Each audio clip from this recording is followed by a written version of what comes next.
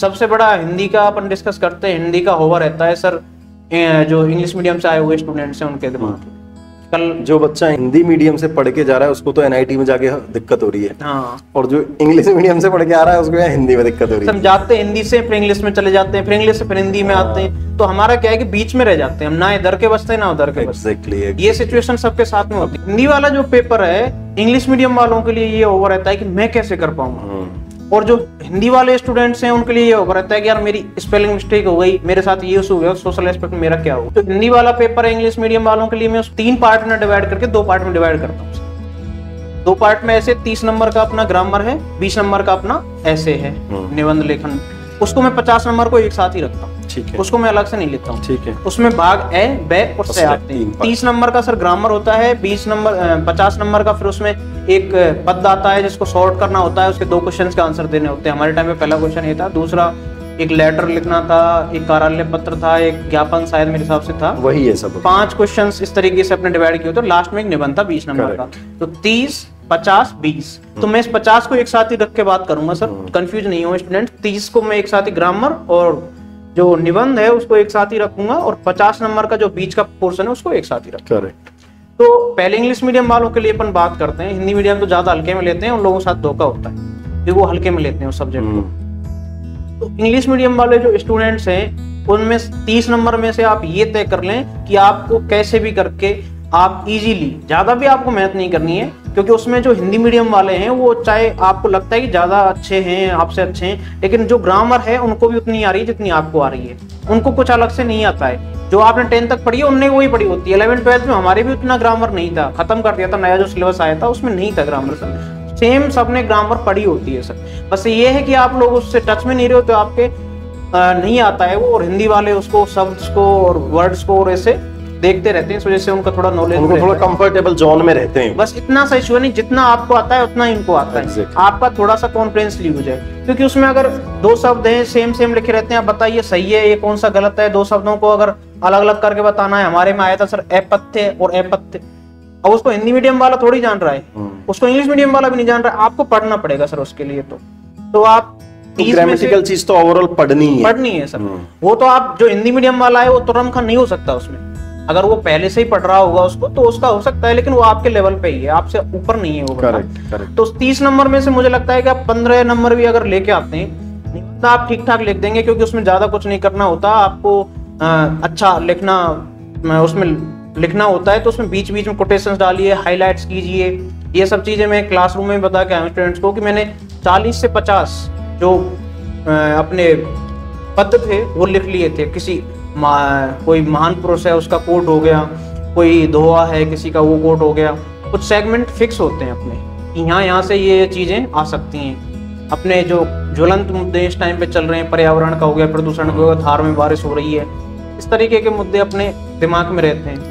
Back of the end Pakistan से relations कैसे चल रहे हैं, आतंकवाद को किस तरीके से देखते हैं, तो ये क्वेश्चंस आपको सर क्लास में भी कराते हैं। बिल्कुल, गंभीर बधिरा सर हमें पढ़ा रहे थे, वही अभी भी वो सर तोता बना देते हैं कि मैं तोता बना दूंगा, इस तरीके से उनका होता है। गंभीर sir one of the best teacher in Rajasthan of Hindi, and आपके बैच में भी सारे बैचों में उन्होंने ही पढ़ाया था। हाँ सर, और 72 मार्क्स का हाईएस्ट रिकॉर्ड रहा है। हाँ सर, मैं वही डिस्कस कर रहा था आपसे। अभी भी सारे बैचों में सर ही अभी तो वो सर मैं पद के कुछ लिख लिए थे मैंने 50 के समथिंग में, उनको सर मैं वहां भी सेट करता था, और एक एक्सप्लेन एक आता था बीच में जो 50 नंबर का पोर्शन है, उसमें एक छोटी पंक्ति आती है, उसको एक्सपेंड करना होता है। करेक्ट। उसमें भी मैं उसको बीच बीच में 1-2 लाइन डालता था, तो इसके लिए मैंने 50 के समथिंग पद लिखे हुए थे।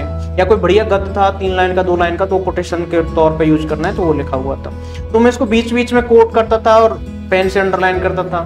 कुछ लोग ऐसा करते हैं कि रंग बिरंगे पेन लेते हैं, एज इंजीनियर मुझे वो सूटेबल नहीं होता है, और मेरी स्पीड थोड़ी एग्जाम में स्लो है, तो मैं कोशिश करता हूँ कि एक ही पेन से वो काम कर दूं।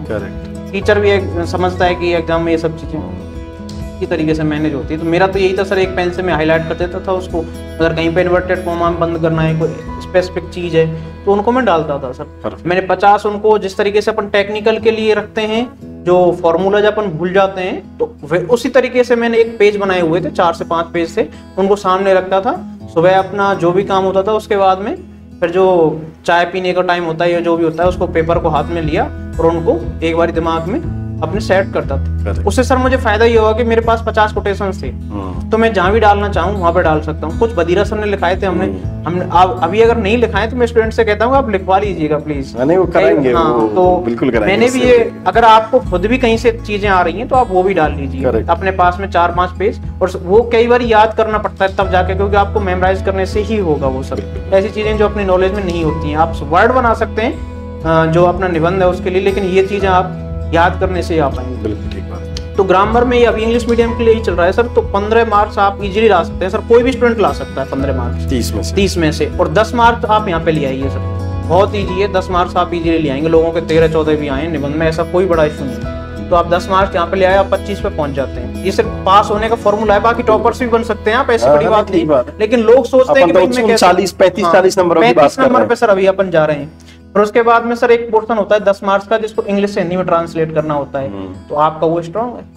आप उसमें 8 मार्क्स भी ला सकते हैं, लोगों के 7-7 मार्क्स उसमें आए, तो 7 मार्क्स आप वहां पे लेकर आते हैं, तो सर आप 15 + 10 25 + 7 32 पे आप पहुंच गए। अभी आपके पास में 40 नंबर का कंटेंट बचा हुआ है। 40 नंबर में से पहला एक क्वेश्चन होता है सर, वो ये होता है कि आपको एक 5-6 लाइन का एक वो दिया होता है गद्य, उसमें से पहला उसका होता है 1 नंबर का शीर्षक लिखिए और 5 नंबर का उसको समराइज करके लिखिए, और 2 क्वेश्चन उसमें 2-2 नंबर के ये होते हैं कि आप इन 2 क्वेश्चंस के जवाब दीजिए। 10 नंबर का क्वेश्चन होता है, आप उसको बहुत इजीली बना पाएंगे, कुछ भी बड़ा इशू नहीं है। एक क्वेश्चन उससे अलग होता है, एक छोटी पंक्ति दी होती है, उसको एक्सपेंड करना होता है, तो आप उसमें लिख सकते हैं। आप बातें बनाना बहुत सारे लोगों को सर आती हैं, तो कर सकते हैं, मुझे ऐसा लगता है। लेकिन दुख जब होता है जब हम इसे ग्रांटेड लेते हैं। इंग्लिश मीडियम वाले बच्चे स्ट्रांगली सोच रहे हैं यार हमारा हिंदी वीक है, मेहनत कर रहे हैं और निकल जाते हैं, और हिंदी मीडियम वाले बच्चे इसको लेते हैं ग्रांटेड, अरे हिंदी कर लेंगे, और वहीं पर वो कहानी खत्म हो जाती है। पिछली बार आपके टाइम पर एक बच्चा था जिसके 34 नंबर, वो कॉपी भी बहुत वायरल होती है, मतलब 34 नंबर एक बच्चे के आए, 33 भी थे लोगों के, 33 33 भी किसी के थे, हुआ ऐसा। और वो 1-2 नंबर, जबकि उनके टेक्निकल में और उसमें बहुत अच्छे नंबर हैं, मतलब हो सकता है कि वो टॉपर्स में थे, वो टॉप 10 में आते। तो ये तो हिंदी की तो बहुत ही बढ़िया स्ट्रेटेजी आपने बताई, मतलब ये तो बिल्कुल कि कुछ ना करें तो भी पास हो जाएंगे। तो मुहावरे लोगों कितनी है, इनको आप एक बार ही उसमें से देख लीजिए, उसको वाक्य में प्रयोग सिर्फ आपको करना है, आपको उसका अर्थ नहीं बताना है। तो वाक्य में भी एक बार आप पढ़ लेंगे तो वाक्य में प्रयोग अपने दिमाग से ही करने लग जाएंगे उसको। तो ये 2 वर्डों के बीच में डिफरेंस करना होता है। तो आपके हिंदी में नंबर कितने थे? मेरे सर 67.5 67.5, बहुत ही बढ़िया, मतलब लगभग डबल क्वालिफाइंग से।